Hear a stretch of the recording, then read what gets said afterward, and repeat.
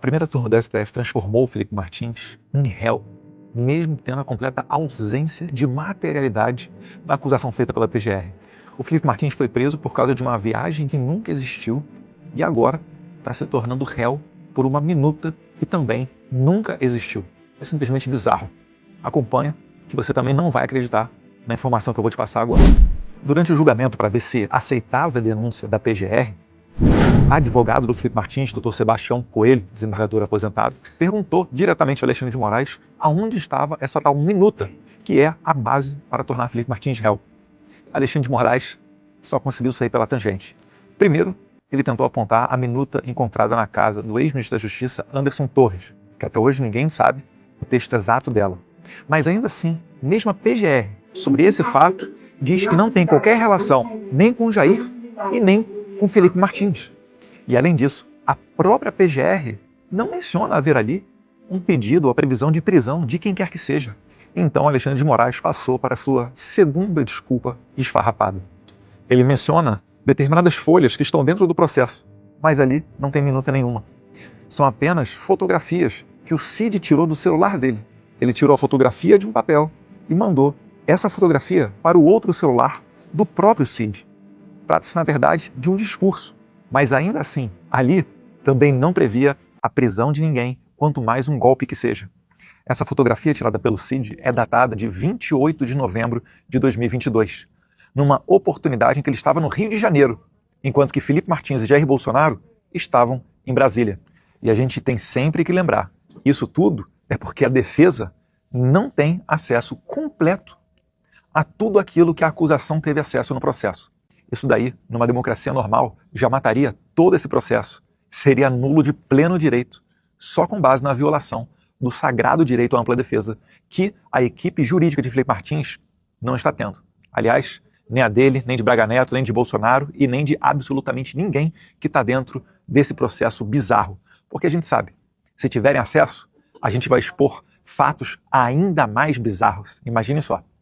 Mas retornando ao caso específico do Felipe Martins, né? Confrontado pelos advogados do Felipe, o Alexandre de Moraes não teve escolha a não ser admitir tacitamente que essa minuta, assim como a viagem para os Estados Unidos, também não existe.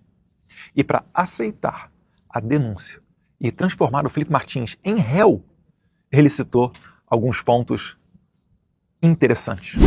O primeiro deles é a delação do Cid, algo que os advogados não tiveram pleno acesso, mudou de versão 11 vezes perante a Polícia Federal e perante o Alexandre de Moraes, e foi feita essa delação sob forte coação, ameaça de prisão do pai do Cid, da esposa e até da filha dele. Ou seja, é um meio de prova totalmente nulo, que não deveria sequer existir, se, caso, o STF cumprisse a lei, né? Segundo ponto, o registro de entrada no Palácio do Planalto. Algo que pode, né, vincular do copeiro ao governador Tarcísio de Freitas, que inclusive entrou no Palácio do Planalto no mesmo dia que Felipe Martins. E além disso, temos sempre que lembrar, né? Felipe Martins era um assessor do presidente da República. Ele tinha que estar à disposição do seu chefe, aonde quer que for, seja no Palácio do Alvorada, seja no Palácio do Planalto, seja nas embaixadas no exterior durante missões internacionais. Era o trabalho dele. O Felipe Martins, ele não foi ao Palácio do Alvorada. Ele trabalhava também no Palácio do Alvorada. Mas, na falta de provas para poder acusar o Felipe Martins, esse mero registro de entrada serviu para que Alexandre de Moraes utilizasse como argumento número 2 para receber essa denúncia fajuta contra o Felipe Martins. Argumento bizarro número 3 do Alexandre de Moraes, o depoimento do general Freire Gomes, que disse que possivelmente Felipe Martins poderia estar numa reunião no Palácio do Planalto, que possivelmente ele poderia ter lido alguma coisa relativa à minuta, né, de golpe que eles tanto falam. Só que o direito penal é muito claro. Quando você tem essas possibilidades, quando você não tem a certeza, isso sequer pode ser considerado como prova. Isso deveria ser totalmente desconsiderado num processo criminal como esse daí. Só que tem mais. O comandante da aeronáutica, o brigadeiro Batista Júnior, foi categórico ao dizer que não viu Felipe Martins, não sabe quem é Felipe Martins. Então como é que pode ocorrer uma reunião entre militares para se usar a força numa tentativa de golpe de Estado, onde estejam lá autoridades fardadas e um jovem barbudinho no meio dessas pessoas, que nenhum das autoridades conhecia, para tratar de algo tão sensível? Isso é simplesmente bizarro.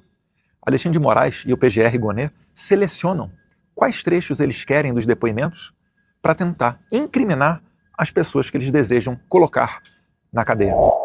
Ou seja, resumo da história então: não havendo nos autos algum documento que comprovasse a relação de Filipe Martins com qualquer ato criminoso que seja, o Alexandre de Moraes se apegou a um registro de entrada de um assessor do presidente na casa do presidente, o Palácio Alvorada, e 2, o depoimento de um general que falou em possivelmente poderia estar e possivelmente leu algum tipo de minuta, contrariando o testemunho de outra alta autoridade, que era o comandante da Aeronáutica, o Brigadeiro Batista Júnior.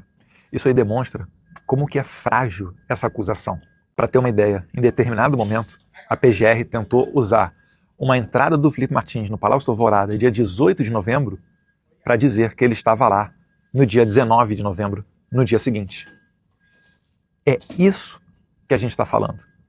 Não tem a menor possibilidade dessas pessoas terem um julgamento justo no Brasil.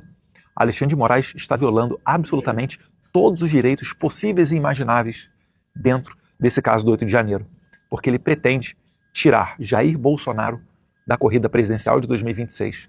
E ele sabe que as hipóteses de inelegibilidade que fizeram o TSE decidir que Bolsonaro não pode concorrer até 2030 são muito frágeis.